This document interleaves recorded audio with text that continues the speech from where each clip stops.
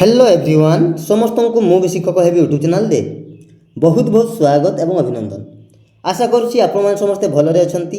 तो आज रही आपण सोशल स्टडीज पेडागोजी बछा बछा इंपोर्टेंट प्रश्न सबू जहाँकि आपणकर ओटीटी एग्जाम बहुत ही हेल्पफुल रहिबो। तो लर्नर्स जो मैंने ए चैनल प्रथम थर विजिट कर चैनल टी सब्सक्राइब करके बेल आइकन को प्रेस करदेवे जहाँफल आग को आसुवा प्रत्येक वीडियो नोटिफिकेशन सर्वप्रथमे आपण पाक पहुँचो। ठीक अच्छे आउ मु भी शिक्षक भी व्हाट्सएप ग्रुप और टेलीग्राम ग्रुप रे डेली फ्री ऑफ कॉस्ट रे मॉक टेस्ट चलुची। जो मैंने फ्री ऑफ कॉस्ट रे मॉक टेस्ट देवाई इच्छुक से मैंने वीडियो डिस्क्रिप्शन दिया लिंक पर क्लिक करके फ्री ऑफ कॉस्ट रे मॉक टेस्ट देवार सुजोग नहीं पारे। ठीक अच्छे तो चलतु आउ डेरी न करके क्लास को आरंभ करवा। देख पिले प्रथम प्रश्न शिक्षार्थीर विभिन्न कार्यर मूल्यांकन क्या माध्यम करा जाए। शिक्षार्थीर विभिन्न कार्यर मूल्यांकन क्या माध्यम करा जाए। ऑप्शन ए मौखिक परीक्षा, ऑप्शन बी लिखित परीक्षा, ऑप्शन सी व्यावहारिक परीक्षा ना ऑप्शन डी उपरोक्त समस्त। कौन राइट आंसर। शिक्षार्थीर विभिन्न कार्यर मूल्यांकन मौखिक परीक्षा, लिखित परीक्षा एवं व्यावहारिक परीक्षा है ए समस्त माध्यम करा जाए। तेणु ऑप्शन डी उपरोक्त समस्त ऑप्शन डी हो राइट आंसर। ठीक अच्छे नेक्स्ट क्वेश्चन नंबर 2 शिक्षार्थी मानक आचरणगत परिवर्तन क्यों क्षेत्र में होता है। शिक्षार्थी मानक आचरणगत परिवर्तन क्यों क्षेत्र में होता है। आग्रह और मनोभाव ना ज्ञान और बोध ना सामर्थ्य और कौशल ना ऑप्शन डी उपरोक्त समस्त। कौन हम राइट आंसर। शिक्षार्थी मानक आचरणगत परिवर्तन आग्रह मनोभाव ज्ञान और बोध सामर्थ्य और कौशल ए समस्त क्षेत्र में होता है। ठीक अच्छे पहले तो ऑप्शन डी उपरोक्त समस्त ऑप्शन डी हो right answer. Next question number 3 घटना नाम धारणा आदि संपर्क में मन पकाइबा सामाजिक विज्ञान शिक्षार क्यों उद्देश्य संपर्कित। घटना नाम धारणा आदि संपर्क में मन पकाइबा सामाजिक विज्ञान शिक्षार क्यों उद्देश्य संपर्कित। ऑप्शन ए ज्ञान, ऑप्शन बी बोध, ऑप्शन सी प्रयोग, ऑप्शन डी दक्षता। कौन हम राइट आंसर। ऑप्शन ने ज्ञान है ऑप्शन ए हो राइट आंसर ज्ञान उद्देश्य संपर्कित। नेक्स्ट क्वेश्चन नंबर 4 निम्नलिखित केउटी सामाजिक विज्ञान शिक्षार चिंता शक्तिर उन्मेष उद्देश्य संपर्कित। निम्नलिखित केउटी सामाजिक विज्ञान शिक्षार चिंता शक्तिर उन्मेष उद्देश्य संपर्कित। ऑप्शन ए शिक्षार्थी समस्या गुड़ी को चिन्ह पारे, ऑप्शन बी समस्या विश्लेषण करें, ऑप्शन सी तथ्य नीति को बाछि पारे, ऑप्शन डी उपरोक्त समस्त। कौन हम राइट आंसर। निम्नलिखित केउटी सामाजिक विज्ञान शिक्षार चिंता शक्तिर उन्मेष उद्देश्य संपर्कित। तेणु ऑप्शन शिक्षार्थी समस्या गुड़ी को चिन्ह पारे ये हम समस्या विश्लेषण करें आउ तथ्य नीति को बाछि पारे है ए समस्त हो चिंता शक्तिर उन्मेष उद्देश्य संपर्कित। तेणु ऑप्शन डी उपरोक्त समस्त है ऑप्शन डी हो right answer. Next question number 5 समय रेखा और चार्ट प्रस्तुत करें यह सामाजिक शिक्षादान क्यों उद्देश्य संपर्कित। समय रेखा और चार्ट प्रस्तुत करें यह सामाजिक शिक्षादान क्यों उद्देश्य संपर्कित। आग्रह, दक्षता, मनोभाव, बोध ज्ञान। कौन हम राइट आंसर। ऑप्शन बी दक्षता है ऑप्शन बी हो राइट आंसर दक्षता। नेक्स्ट क्वेश्चन नंबर 6 शिक्षादान फल शिक्षार्थी आचरण में जो परिवर्तन हुए ताहा क्या द्वारा जना पड़े। शिक्षादान फल शिक्षार्थी आचरण में जो परिवर्तन हुए ताहा क्या द्वारा जना पड़े। ऑप्शन ए साक्षात्कार द्वारा ना मूल्यांकन द्वारा ना अभिज्ञता प्रकाश द्वारा ना मूल्य निर्धारण द्वारा। कौन हम राइट आंसर पहले। शिक्षादान फल शिक्षार्थी आचरण में जो परिवर्तन हुए ताहा मूल्यांकन द्वारा जना पड़ी है ऑप्शन बी मूल्यांकन। ठीक अच्छे ऑप्शन बी हो right answer. Next question number 7 मूल्यांकन द्वारा शिक्षार्थी संबंध में क्यों कथा जना पड़े। मूल्यांकन द्वारा शिक्षार्थी संबंध में क्यों कथा जना पड़े। दुर्बलता को चिन्हट करवा ना विकास पाई निर्देशना ना दुर्बलता दूर करने प्रतिकार ना उपरोक्त समस्त। कौन हम राइट आंसर। मूल्यांकन द्वारा शिक्षार्थी संबंध में है दुर्बलता को चिन्हट करवा विकास पाई निर्देशना दुर्बलता को दूर करने प्रतिकार ए समस्त है उपरोक्त समस्त ऑप्शन डी हो राइट आंसर ए समस्त कथा जना पड़ता है। ठीक अच्छे तो ऑप्शन डी हो राइट आंसर उपरोक्त समस्त। नेक्स्ट क्वेश्चन नंबर 8 केउटी मूल्यांकन उद्देश्य नुहे। निम्नलिखित मध्यरु केउटी ମୂଲ୍ୟାୟନର ଉଦ୍ଦେଶ୍ୟ ନୁହେଁ। ଅପସନ୍ ଏ ଶିକ୍ଷାଦାନ ପ୍ରଣାଳୀକୁ ଅଧିକ ପରିମାର୍ଜିତ କରିବା। ଅପସନ୍ ବି ଶିକ୍ଷାଦାନର ଲକ୍ଷ୍ୟ ହାସଲ ହେଲା କି ନାହିଁ ଜାଣିବା। ଅପସନ୍ ସି ଶିକ୍ଷାର୍ଥୀକୁ ବୃତ୍ତି ଚୟନ ପାଇଁ ସାହାଯ୍ୟ କରିବା। ଅପସନ୍ ଡି ଶିକ୍ଷାର୍ଥୀକୁ ଉପର ଶ୍ରେଣୀକୁ ପାସ୍ କରାଇବା। କ'ଣ ହେବ ରାଇଟ୍ ଆନ୍ସର୍? ଅପସନ୍ ସି ଶିକ୍ଷାର୍ଥୀକୁ ବୃତ୍ତି ଚୟନ ପାଇଁ ସାହାଯ୍ୟ କରିବା ହେଲା।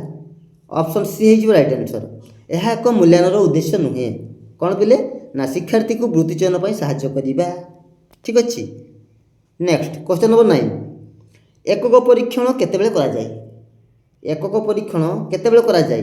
ଗୋଟିଏ ପିରିୟଡ଼ ପଢ଼ା ପରେ, ନା ଏକାଧିକ ପିରିୟଡ଼ ପଢ଼ା ପରେ, ନା ପୂର୍ଣ୍ଣ ପ୍ରସଙ୍ଗଟି ପଢ଼ିଲା ପରେ, ନା ସମସ୍ତ ପ୍ରସଙ୍ଗ ପଢ଼ା ପରେ? କ'ଣ ହେବ ରାଇଟ୍ ଆନ୍ସର୍?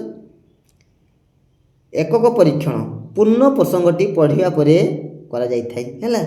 ପୂର୍ଣ୍ଣ ପ୍ରସଙ୍ଗଟି ପଢ଼ା ପରେ ଏକକ ପରୀକ୍ଷଣ କରାଯାଇଥାଏ। ଠିକ୍ ଅଛି। ତ ଅପସନ୍ ସି ହେଇଯିବ right answer. Next question number 10, ମୂଲ୍ୟାୟନ ଶିକ୍ଷଣ ଶିକ୍ଷା ପ୍ରକ୍ରିୟାର କେଉଁ ଅଂଶ? ମୂଲ୍ୟାୟନ ଶିକ୍ଷଣ ଶିକ୍ଷା ପ୍ରକ୍ରିୟାର କେଉଁ ଅଂଶ? ଅପସନ୍ ଏ ପୃଥକ ଅଂଶ, ଅପସନ୍ ବି ଅବିଚ୍ଛିନ୍ନ ଅଂଶ, ଅପସନ୍ ସି ଅପ୍ରୟୋଜନୀୟ ଅଂଶ, ନା ଅପସନ୍ ଡି ବିକଳ୍ପ ଅଂଶ? କ'ଣ ହେବ ରାଇଟ୍ ଆନ୍ସର୍? ମୂଲ୍ୟାୟନ ଶିକ୍ଷଣ ଶିକ୍ଷା ପ୍ରକ୍ରିୟାର ଅବିଚ୍ଛିନ୍ନ ଅଂଶ ହେଲା। ଅପସନ୍ ବି ହେଇଯିବ ରାଇଟ୍ ଆନ୍ସର୍। ଠିକ୍ ଅଛି, ଅବିଚ୍ଛିନ୍ନ ଅଂଶ।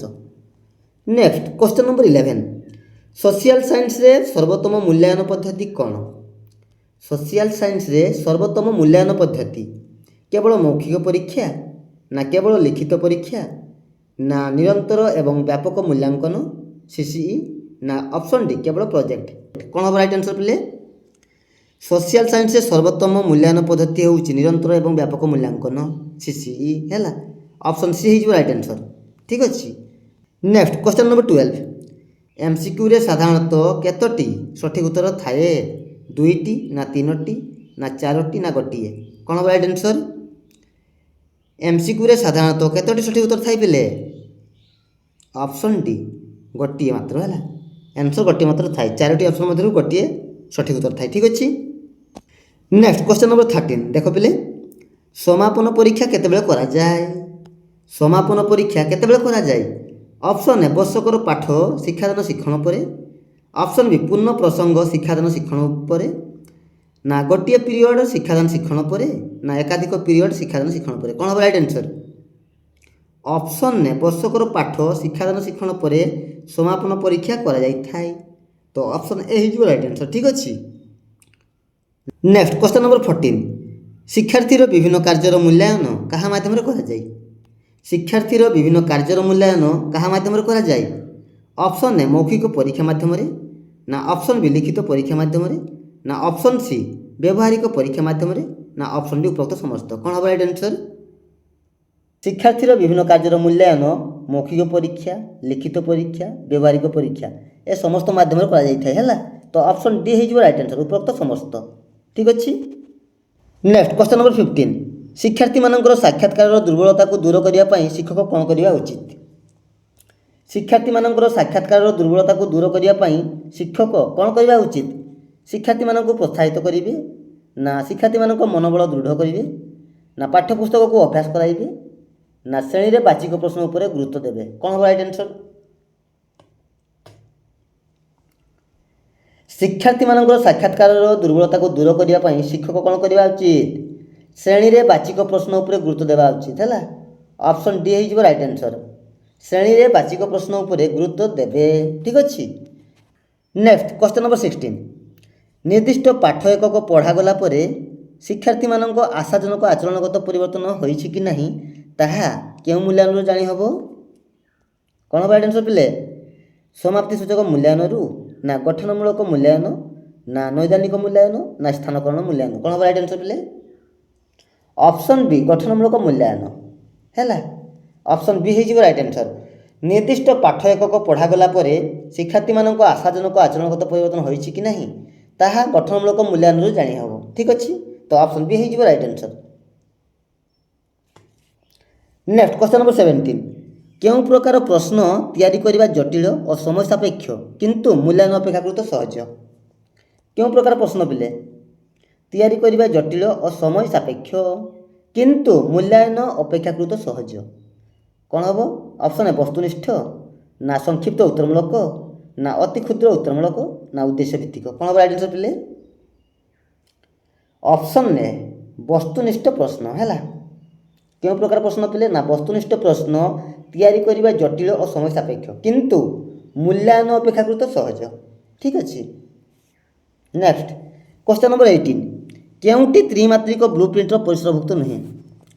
କେଉଁଟି ତ୍ରିମାତ୍ରିକ ବ୍ଲୁ ପ୍ରିଣ୍ଟର ପରିସରଭୁକ୍ତ ନୁହେଁ? ଅପସନ୍ ଏ ପ୍ରଶ୍ନର ପ୍ରକାର, ଅପସନ୍ ବି ଶିକ୍ଷଣ ଉଦ୍ଦେଶ୍ୟ, ଅପସନ୍ ସି ଶିକ୍ଷଣ ବିଷୟବସ୍ତୁ, ଅପସନ୍ ଡି ଶିକ୍ଷଣ ସ୍ତର। କ'ଣ ହେବ ରାଇଟ୍ ଆନ୍ସର୍? ତ୍ରିମାତ୍ରିକ ବ୍ଲୁ ପ୍ରିଣ୍ଟର ପରିସରଭୁକ୍ତ ନୁହେଁ ଅପସନ୍ ଡି ଶିକ୍ଷଣ ସ୍ତର ହେଲା। ଅପସନ୍ ଡି ହେଇଯିବ ରାଇଟ୍ ଆନ୍ସର୍ ଶିକ୍ଷଣ ସ୍ତର। ନେକ୍ସଟ କ୍ୱେଶ୍ଚନ୍ ନମ୍ବର 19 ଶିକ୍ଷଣମାନ ନିର୍ଦ୍ଧାରଣ ନିମନ୍ତେ କେଉଁଟି ଏକ ସାଧନୀ ନୁହେଁ?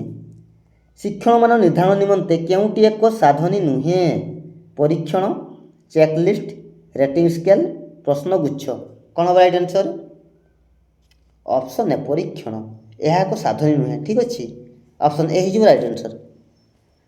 ନେକ୍ସଟ କ୍ୱେଶ୍ଚନ୍ ନମ୍ବର 20 ଦେଖ ପିଲେ ଶେଷ ପ୍ରଶ୍ନ କେଉଁ ପ୍ରକାର ପ୍ରଶ୍ନ ଦ୍ୱାରା ଶିକ୍ଷାର୍ଥୀର ଚିନ୍ତାଶକ୍ତିର ପରିପ୍ରକାଶ ଦକ୍ଷତା ଅଧିକ ଭଲ ଭାବରେ ମାପ କରାଯାଇପାରେ? କେଉଁ ପ୍ରକାର ପ୍ରଶ୍ନ ଦ୍ୱାରା ପିଲେ ଶିକ୍ଷାର୍ଥୀର ଚିନ୍ତାଶକ୍ତିର ପରିପ୍ରକାଶ ଦକ୍ଷତା ଅଧିକ ଭଲ ଭାବରେ ମାପ କରାଯାଇପାରେ? ଅପସନ୍ ଏ ବସ୍ତୁନିଷ୍ଠ, ଅପସନ୍ ବି ନିବନ୍ଧ, ଅପସନ୍ ସି କ୍ଷୁଦ୍ର ଉତ୍ତରମୂଳକ ନା ଅପସନ୍ ଡି ଅତି କ୍ଷୁଦ୍ର ଉତ୍ତରମୂଳକ? କ'ଣ ହେବ ରାଇଟ୍ ଆନ୍ସର୍? ଅପସନ୍ ବି ନିବନ୍ଧ ହେଲା। ଅପସନ୍ ବି ହେଇଯିବ ରାଇଟ୍ ଆନ୍ସର୍। ନିବନ୍ଧ ପ୍ରଶ୍ନ ଦ୍ୱାରା ଶିକ୍ଷାର୍ଥୀର ଚିନ୍ତାଶକ୍ତିର ପରିପ୍ରକାଶ ଦକ୍ଷତା ଅଧିକ ଭଲ ଭାବରେ ମାପ କରାଯାଇପାରେ। ଠିକ୍ ଅଛି। ତ ପିଲେ ଏଇ ଥିଲା ଆପଣମାନଙ୍କ ପାଇଁ ସୋସିଆଲ ଷ୍ଟଡିଜ୍ ପେଡାଗୋଜିରୁ କିଛି ବଛା ବଛା ପ୍ରଶ୍ନ ଯାହାକି ଆପଣଙ୍କର OTT ଏକ୍ଜାମ୍ ପାଇଁ ବହୁତ ହି ହେଲ୍ପଫୁଲ୍ ହେବ। ଠିକ୍ ଅଛି। ତ ଭିଡ଼ିଓ ଯଦି ଭଲ ଲାଗିଥାଏ ତେବେ ଲାଇକ୍ କରିବାକୁ ଭୁଲିବେନି, ଲାଇକ୍ କରିଦେବେ ଏବଂ ନିଜ ସାଙ୍ଗସାଥିମାନଙ୍କୁ ସେୟାର ମଧ୍ୟ କରିଦେବେ। ତ ଆଉ ଗୋଟେ ନୂଆ ଭିଡ଼ିଓ ଦେଖା ହେବା, ସେ ପର୍ଯ୍ୟନ୍ତ ରହୁଛି। ଧନ୍ୟବାଦ। ଜୟ ଜଗନ୍ନାଥ।